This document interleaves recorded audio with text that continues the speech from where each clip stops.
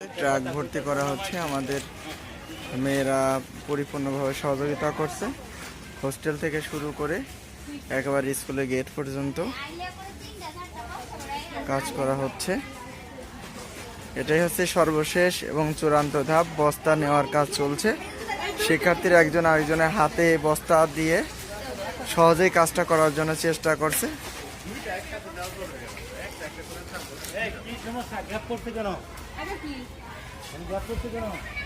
ওই যে একবারে হোস্টেল থেকে এখানে বস্তা আনছে শিক্ষার্থীরা, এবং আমরা অনেক শিক্ষকরাই আছি এখানে।